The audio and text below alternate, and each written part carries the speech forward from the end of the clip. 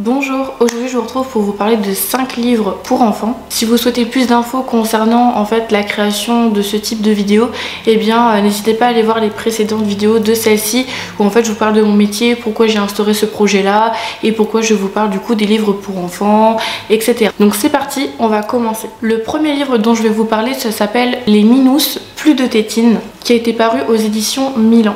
Alors concernant ce livre là, je trouve que les illustrations sont très jolies. Pareil, les exemples sont précis et sont réels en fait par rapport au fait que l'enfant peut se mettre à la place du personnage. Ce qui est davantage aussi très intéressant, c'est qu'on peut utiliser en fait des clapets pour accompagner le geste à la parole. C'est-à-dire que lorsque le personnage en lui-même veut retirer sa tétine, et bien quand il explique, et bien on a juste à tirer le clapet pour montrer en fait le geste qui se crée.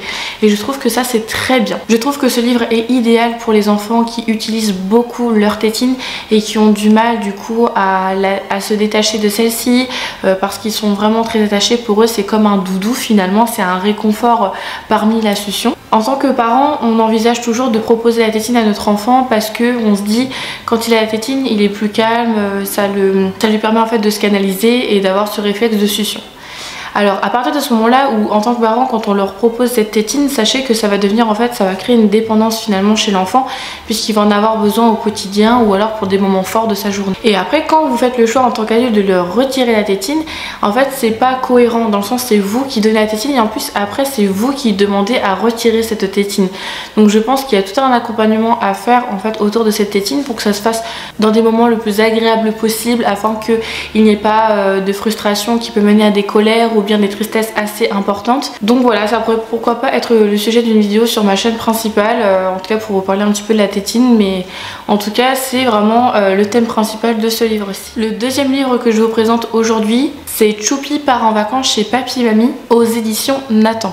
Alors j'ai choisi ce livre là à la bibliothèque tout simplement parce qu'en ce moment les enfants ils sont beaucoup à parler de leur papy, de leur mamie, parce que parfois ça peut arriver que durant le week-end ils se voient avec leurs grands-parents et généralement ils nous font en fait soit un petit explicatif de ce qu'ils ont fait le week-end et ils parlent toujours en fait en adoration de leurs grands-parents et du coup je me suis dit pour marquer le coup je vais essayer de trouver un livre du coup en lien avec cette thématique, cette discussion qu'on peut avoir avec les enfants. Et du coup je suis tombée sur celui-ci, donc ça tombait bien parce que j'aime beaucoup les Choupi, notamment parce que ça reste des illustrations très fluides, très arrondies, très douces et à la fois aussi l'histoire est assez courte et en fait chaque enfant peut se retrouver du coup à travers le personnage de Choupi, donc je trouve ça vraiment très bien. Je trouve que c'est idéal du coup pour présenter en fait les enfants lors de la séparation entre le parent et le grand-parent, du coup pour que ça aille en douceur, qu'est-ce qu'ils vont faire chez papy et mamie, qu'est-ce qu'ils peuvent faire, qu'est-ce que peuvent dire aussi papy et mamie, enfin voilà, en fait ça peut aussi permettre à la séparation qu'elle se fasse en douceur parce que je sais qu'il y a beaucoup de parents en fait qui n'osent pas du coup laisser leurs enfants à leurs grands-parents et je comprends totalement parce que en fait moi je suis pas maman mais je peux comprendre en fait ce point de vue là. Et du coup je trouve que ça permet voilà, quand on est prêt en tant que parent à vouloir laisser notre enfant être gardé par les grands-parents, je trouve que ça peut être un bon livre à utiliser pour en fait montrer à l'enfant comment ça va se passer, qu'est-ce qui va se passer du coup chez papy et mamie, il va dormir, il va aller manger, etc. Donc ça permet de faire en fait, comme je vous dis, en fait une avancée tout en douceur et je trouve que ça c'est pas à négliger. Et pareil, j'adore cette collection, je la trouve formidable, ça fait depuis... Enfin, je pense que même gamine, je lisais déjà les Choupi, il me semble. Je me souviens plus, je me demande si je ne confonds pas avec une autre collection, mais franchement, les Choupi, j'adore. J'en ai toujours vu dans toutes les crèches où j'ai travaillé et c'est vraiment formidable. Le troisième livre que je vous présente, ça s'appelle Les mots doux, publié aux éditions École des loisirs. Alors, j'aime beaucoup les images et les illustrations qui sont très vintage. Moi j'aime bien tout ce qui est autour du vintage, que ce soit les vêtements, etc. Enfin, j'adore. Moi, je trouve que c'est un livre tout en douceur à lire avec les enfants sur des moments calmes, sur des moments avant le coucher.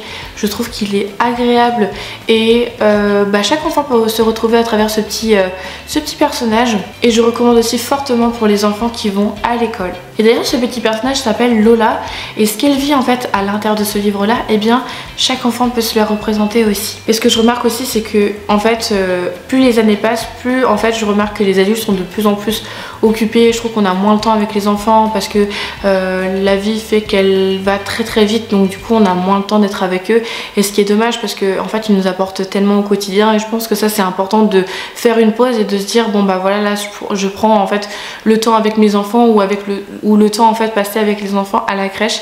Je sais qu'on passe beaucoup de temps nous avec les enfants à la crèche, mais par moments en fait on peut assez être débordé par les tâches ménagères, les tâches administratives, etc.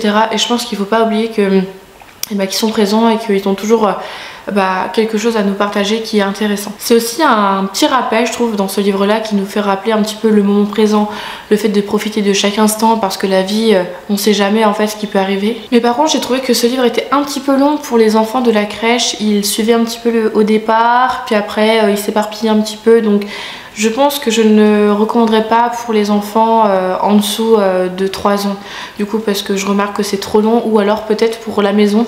N'hésitez pas à tester du coup en petite histoire avant le coucher, pourquoi pas, peut-être que ça pourrait leur plaire. L'avant-dernier livre que je vous présente, c'est La Moufle, publié aux éditions Didier Jeunesse.